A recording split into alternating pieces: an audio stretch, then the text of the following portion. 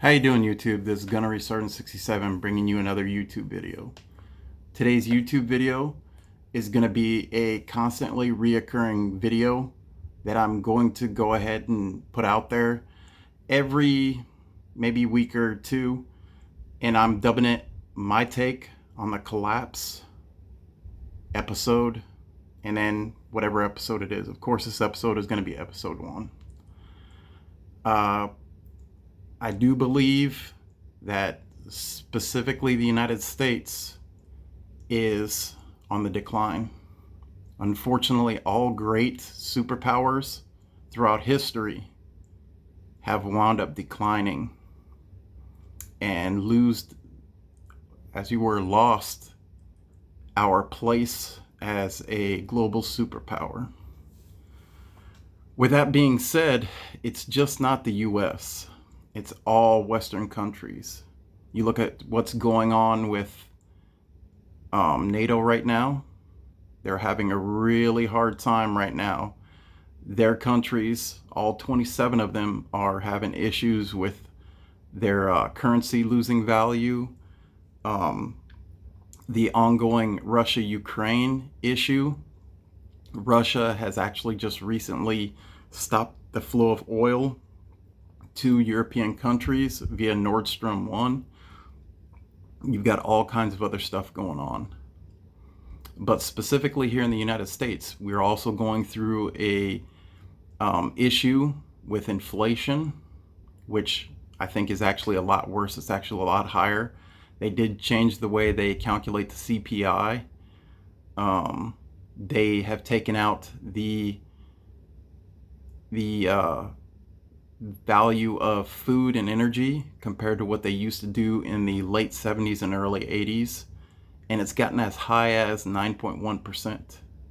We've got a whole bunch of political issues amongst the two main political parties, the Democrats and the Republicans.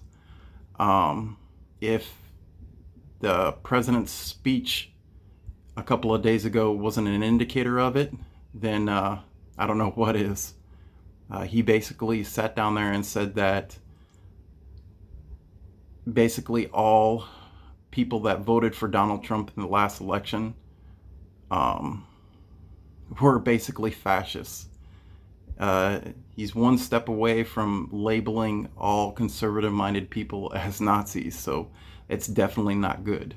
We have issues as far as food.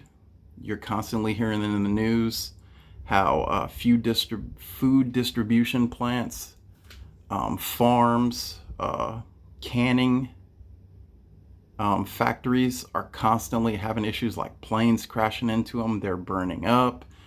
They're collapsing. All kinds of stuff, and it's all starting to come to a head. We've got issues with a major drought going on.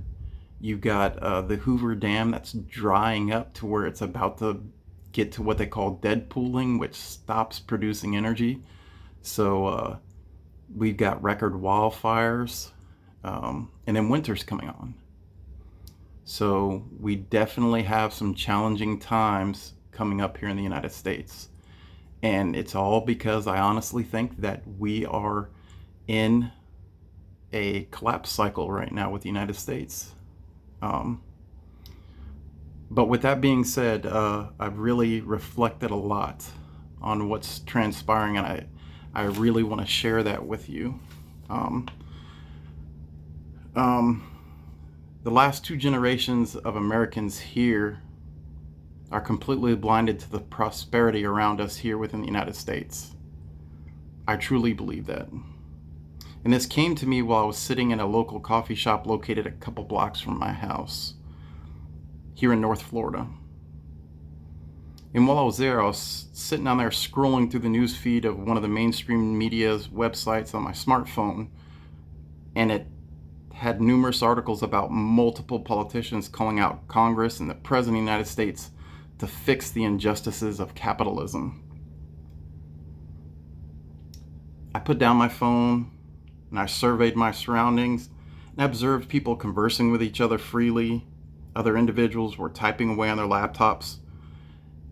And they were able to do that because they were probably hooking up to the free Wi-Fi of that coffee shop. Other people were driving their cars to whatever destination they choose unimpeded. And it dawned on me, we lived in the most privileged time and in the most privileged nation the world has ever seen. The last 2 generations of Americans are completely blind to it. We take for granted lights at a flip of a switch can be turned on. Water can come out of our faucets at the turn of a knob. The ability to procure almost any type of food we want. Technology that allows us to gain hours of entertainment.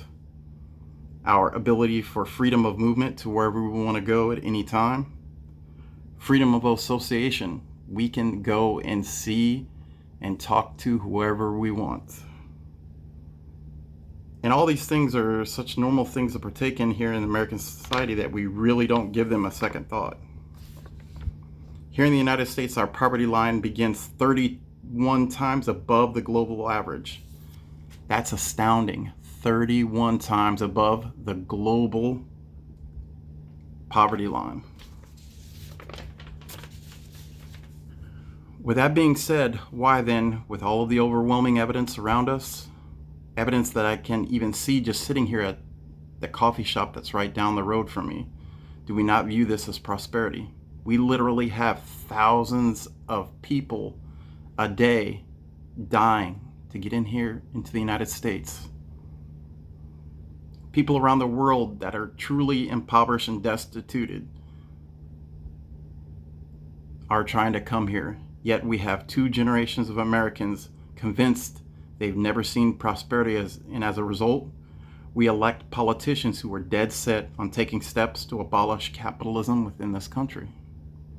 Why? Well, I'll give you the answer to that. The last 2 generations has done nothing but seen prosperity. They have no contrast. They didn't live in the Great Depression or live through 2 great world wars. They didn't live through the Korean War, the Vietnam War, and a lot of them didn't even live through the most violent parts of the Afghan War and the Iraqi War. They didn't see the rise and fall of socialism and communism like I did. They don't know what it's like to live without the internet, without cars, without smartphones, to have to watch who you associate with, who you talk to and what you talk to them about, or where you are questioned on where you're going to all the time. We don't have a prosperity problem. We have an entitlement problem, and it's spreading like the plague. And in all honesty, I can't really blame those last 2 generations of Americans. All I can really do is blame the generations before them. And that's including myself. We've sat down there and had rough times in the past, and we don't want our children to have to go through those times. So we baby them, we coddle them. We do as much for them so they can live better lives than us. But that has hurt them. That old saying that hard times create strong men create good times create weak men, and weak men create bad times, is definitely what's going on right now. And it's going to be very hard to cycle out of that. But what's coming right now, what's happening right before our eyes, is going to be the start of hardening these next 2 generations up and the generations after them. And part of it's needed. So we need to start taking steps to prepare our families, our communities, our local communities, and hopefully expand that preparedness farther and farther. That way, when we hit the greatest amount of pain with this collapse that's coming, we can absorb it, we can be productive, we can rebuild, and we can regain some type of prominent status within the world. There's so many things going on that I can touch on in this episode, but I'm not going to go ahead and do that today. But the biggest thing is the reason why all this is happening is because of Americans' entitlement issues, our intellectual and physical laziness, our inability to rein in our politicians. The reason why our politicians are making all of these terrible decisions is because we're allowing it. American citizens are not standing up collectively and forcing our politicians to do what's right. I'm a firm believer that during a time of hard times, every single person becomes very conservative in nature. But during good times, you become very liberal. You want to share in as much prosperity as possible. We're not going to be able to do that anymore. We're going to have to be very internalized with everything we do. We're going to have to sit down there and revamp our government to a point like we're going to have to really fight to put term limits on our congressmen. We're going to have to sit down there and start holding our school boards, our local water municipalities, our farming committees, all of them accountable, because those are the corrupt entities that are really causing a lot of these issues. Well, I think that's enough for today, YouTube. Go ahead and tell me what you like, what you don't like down in the comments.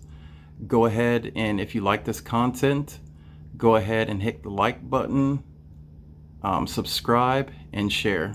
This is Gunnery Sergeant 67. I'm out.